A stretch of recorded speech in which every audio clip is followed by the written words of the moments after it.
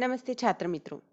विषय हिंदी कक्षा 9वीं का पहले इकाई का 7वां पाठ डॉक्टर का अपहरण। इसकी पहले दो भागों में वीडियो के दो भागों में हमने आधी जानकारी हासिल कर ली है। तो उसमें हमने देखा कि डॉक्टर भटनागर का अपहरण होता है। उनके अपहरण के कुछ महीनों बाद फिर से वही गाड़ी के पहिए उनके घर के सामने जब दिखाई देते हैं तो श्रीमती भटनागर पुलिस को बुलाती है।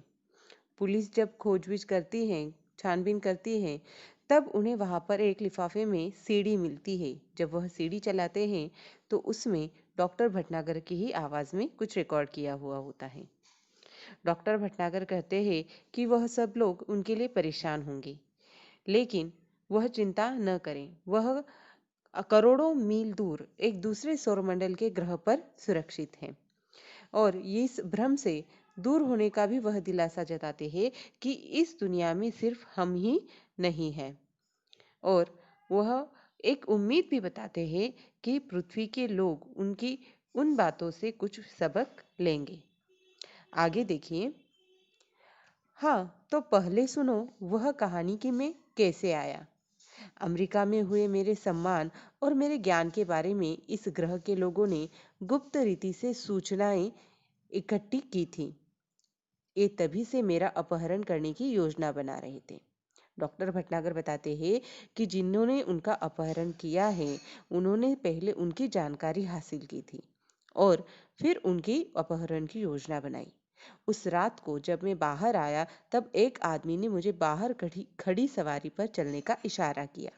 मैं अपने सहज भाव से आगे बढ़ा, लेकिन उस विचित्र यान को देखकर चौंक पड़ा। छात्र मित्रों, उनको लगा शायद वह गाड़ी की तरफ इशारा कर रहा है वह, लेकिन वहां पर कोई गाड़ी न होते हुए एक यान को देखकर, अब यान यानी कि कोई सामान्य वाहन तो नहीं है, तो वह देखकर वह चौंक पड़े। इसके पहले कि मैं कोई विरोध करता या भागने की कोशिश करता, तीन लोगों की मजबूत बाहों ने मुझे जकड़कर यान के अंदर डाल दिया। वह भागने की कोशिश भी न कर सके, तभी उनको तीन लोगों ने पकड़कर उस यान के अंदर डाल दिया। यान तेजी से घूमकर सू सू की आवाज करता हुआ आसमान में उड़ गया। देखिए, आसमान में उड़ने वाला यह एक तरह सा ऐसा हवाई जहाज होता है जो बेहद ही तेज होता है। वह तेजी से उड़ गया। घबराहट के कारण मैं बेहोश हो गया था और जब मुझे होश आया तो वह यान इस ग्रह पर पहुंच चुका था। यानी कि जब तक वह बेहोश थे तब तक वह अपना सौरमंडल छोड़कर दूसरे सौरमंडल के उस ग्रह पर पहुंच चुके थे। मुझे एक विशेष किस्म का प्लास्टिक सूट पहनाया गया ताकि मैं ग्रह के वातावरण के अनुकूल रह सकूं। छात्र मित्रों, आपने भी जो एस्ट्रोनॉट्स है, अंतरिक्ष यात्री है, कभी अगर उनकी फोटो देखी होगी जब वह अंतरिक्ष यान में प्रवास करते हैं, तब वह भी एक विशेष सूट पहनते हैं। वह इसलिए होता है ताकि पृथ्वी का वातावरण छोड़ने के बाद दूसरी जगह पर उन्हें कोई हानि न पहुंचे। वहां का वातावरण उन्हें अच्छी तरह से सूट हो, अच्छी तरह से जच जाए। तो इसी कारण जब डॉक्टर भटनागर का अपहरण किया गया तो उन लोगों ने भी उन्हें ऐसा ही एक सूट, प्लास्टिक का सूट पहनाया था। अब चूंकि मुझे यहाँ आए हुए काफी समय हो गया है, मैं यहाँ से भागने की कोशिश भी नहीं कर सकता, इसलिए मुझे आप सब लोगों के लिए यह संदेश रिकॉर्ड करके भेजने की अनुमति दी गई है। जब उन लोगों को यह यकीन हो गया कि यह अब भागेंगे नहीं, उनको बहुत समय हो गया था, तब उन लोगों ने डॉक्टर भटनागर को एक परमिशन दी, अनुमति दी कि वह अपना मैसेज, संदेश रिकॉर्ड करके अपने घर वालों को भेज सकते हैं। आगे उन्होंने बताया कि इस ग्रह का नाम बड़ा विचित्र सा है। देखिए, कहीं ना कहीं यह विज्ञान कथा है परंतु काल्पनिकता पर आधारित है, तो यहाँ पर उन्होंने ऐसे कोई भी ग्रह का नाम नहीं बताया है। इसीलिए यहाँ पर वह बताते हैं इस ग्रह का नाम बड़ा विचित्र सा है। यहाँ के लोग विज्ञान में बहुत आगे बढ़ गए हैं। इनके पास ऐसे यान हैं कि ये एक सौर मंडल से दूसरे दूसरे तक आसानी से आते जाते हैं।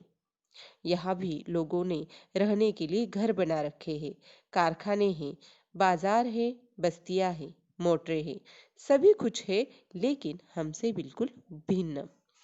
देखिए, उस सौरमंडल की उस ग्रह की बातें उन्होंने बताई है कि वहां पर भी जो लोग हैं उनके घर है, बाजार बस्तियां सब कुछ है, लेकिन वह हमसे अलग है। इनके अपने वैज्ञानिक सिद्धांत हैं। इन्हें कई सौर मंडलों और उनके ग्रहों के बारे में जानकारी है। यानी कि वह लोग हमसे इतने उन्नतिशील है कि वह आसानी से यहाँ से वहां जा सकते हैं और जानकारी हासिल कर सकते हैं, और वह जानकारी उनके पास है भी।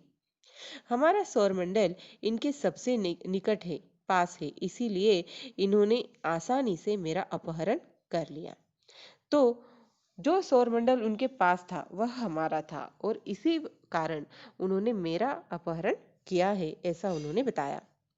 मेरे अपहरण का कारण जानने से पहले यह जान ले कि ये लोग चिकित्सा शास्त्र में बहुत पिछड़े हुए हैं। चिकित्सा शास्त्र, छात्र मित्रों, चिकित्सा यानी कि एक तरह से जांच करना, और उसका शास्त्र, तो चिकित्सा शास्त्र वैद्य शास्त्र को कहा जाता है। तो मेडिकल साइंस, उसे अंग्रेजी में हम कहते हैं मेडिकल साइंस।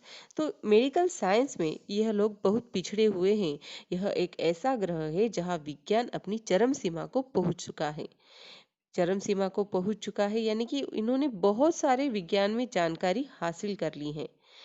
यहाँ के आदमी अब आदमी नहीं, मशीन हो गए हैं।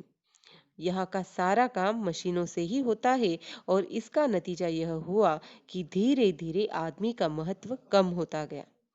देखिए, उन्होंने बताया कि वहाँ के लोगों को आदत हो गई थी सारा काम मशीनों के द्वारा ही करने का, क्योंकि उन्होंने विज्ञान में इतनी उन्नति हासिल कर ली थी कि हर एक काम के लिए उन्होंने मशीनें बना ली थी। तो उनको खुद काम करने की इतनी जरूरत ही नहीं थी, और इस कारण क्या हुआ कि मशीनों का महत्व बढ़ गया और आदमी का महत्व कम होता गया। अब इस पूरे ग्रह में मशीनें ज्यादा और आदमी कम हैं। जो लोग हैं वे मशीनों के गुलाम हैं। मशीनों के गुलाम हैं यानी कि वह मशीनों के बगैर कोई काम जैसे कर ही न सकते हो। दूसरी ओर यहाँ के लोगों को एक विचित्र तरह का सड़न रोग होने लगा है। शरीर का कोई अंग अचानक सड़ना शुरू हो जाता है, और फिर वह आदमी मर जाता है।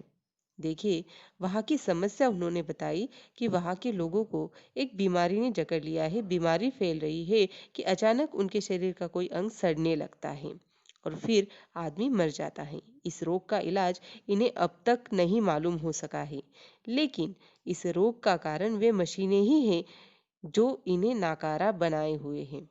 तो यहाँ पर डॉक्टर भटनागर ने एक अंदाजा लगाया था कि जिन मशीनों की वजह से वह नाकारा बन चुके थे, उन्हीं मशीनों की वजह से वह रोग उनमें फैल रहा है। यहाँ के वैज्ञानिकों ने मेरे बारे में सुना। इन्होंने सोचा कि क्यों न मुझे यहाँ बुलाया जाए। तब कोई ऐसी तरकीब सोची जाए कि सड़ा हुआ अंग काटकर उसके स्थान पर दूसरा अंग लगा दिया जाए। बस इसी कारण मेरा अपहरण हुआ है। तो उनका अपहरण क्यों हुआ, वह बात यहाँ पर उन्होंने स्पष्ट की है कि वहाँ के लोगों को जो सड़न का रोग होने लगा था, तो उसकी जांच करने के लिए या फिर उसका इलाज करने के लिए उन्होंने डॉक्टर भटनागर की जानकारी हासिल करके उनका अपहरण कर लिया था। आज मैं यहाँ बैठकर सोच रहा हूँ कि हमारी पृथ्वी पर भी विज्ञान तेजी से उन्नति कर रहा है। उद्योगों के विकास से मशीनों की संख्या बढ़ रही है। मशीनों और कारखानों से वातावरण दूषित हो रहा है। वह सब अगर जारी रहा और ज्यादा मात्रा में हुआ तो पृथ्वी पर भी ऐसे ही दिन आने में देर नहीं लगेगी। डॉक्टर भटनागर ने वहां पर जाकर उस बीमारी का कहीं ना कहीं कारण ढूंढने की कोशिश की। तो बीमारी अगर हुई है तो मशीनों की वजह से वहां के आदमी जो नाकारा बन गए थे, उनकी कसरत नहीं हो रही थी, और इसीलिए कहीं ना कहीं उनमें वह सडन रोग फैलने लगा था।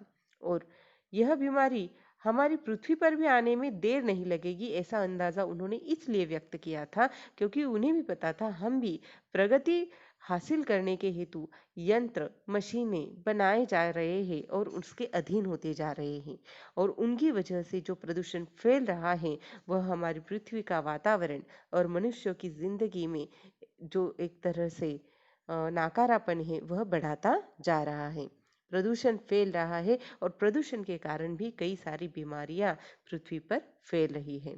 इसका अगर ताजा उदाहरण है छात्र मित्रों, तो डेंगू, मलेरिया, निमोनिया और अब फैल रहा कोरोना जैसी भयंकर महामारी महामारी की बीमारी। ये बीमारियां मनुष्य को खत्म करते देर नहीं लगेगी। आज भी पृथ्वी पर कैंसर, दिल की बीमारियां, तनाव के कारण होने वाली बीमारियां, ब्लड शुगर आदि उस भविष्य का संकेत हैं। इस ग्रह के लोग इन सभी मुसीबतों से गुजर चुके हैं, लेकिन इन पर ध्यान नहीं दिए। अब स्थिति यह है कि अगर तुरंत कोई उपाय न किया गया तो शायद यहाँ से इंसानों का नामो निशान मिट जाएगा। यानी कि वहां पर वह सड़न की बीमारी ऐसी फैल रही है कि उसका कोई इलाज उनको नहीं मिला है और लोग मरते जा रहे हैं। और अगर कोई उपाय न किया गया उनके ऊपर तो उन इंसानों का नामो निशान, उस ग्रह के इंसानों का नामो निशान मिट सकता है। बस यहाँ होगी ऊंची इमारतें, बड़े बड़े कारखाने, चिमनियां और दैत्याकार मशीनें। और डॉक्टर भटनागर बताते हैं कि अगर वह लोग सारे मर गए तो उन्होंने जो विज्ञान में प्रगति हासिल की है, उन्नति हासिल की है और उस वजह से जो ऊंची इमारतें बांधी हैं, कारखाने और बड़े बड़े कारखाने बांधे हैं, उनकी चिमनियां, धुआं फेंकती हुई चिमनियां और दैत्याकार दैत्याकार यानी कि बहुत ही विशाल महाकाय बड़ी आकार की मशीनें ही बाकी रह जाएंगी, जिनकी वजह से वह नाकारा बने हुए हैं। बढ़ते प्रदूषण का कहीं ना कहीं एहसास इस पाठ में लेखक हमें कराना चाहता है कि प्रदूषण बढ़ रहा है। जल प्रदूषण, वायु प्रदूषण, ध्वनि प्रदूषण और साथ साथ ही मिट्टी का भी प्रदूषण बढ़ रहा है। कुछ ऐसे ही कारण हमारे यहाँ भी हमें बीमारियां फैलने में मददगार हो रहे हैं। तो ये कारण भी हमारे वजह से हो रहे हैं, तो इनको दूर करने का उपाय भी हमें ही ढूंढने की कोशिश करनी होगी। छात्र मित्रों, इस डॉक्टर का अपहरण पाठ के तीसरे भाग में हम जानकारी यहीं तक लेंगे और आगे की जानकारी हम अगले चौथे भाग में लेंगे। जो कृति स्वाध्याय पर प्रश्न है वह आगे दिए गए हैं, आप अपनी हिंदी की नोटबुक में उन्हें जरूर लिख लीजिएगा। घर पे रहिए, सुरक्षित रहिए। धन्यवाद।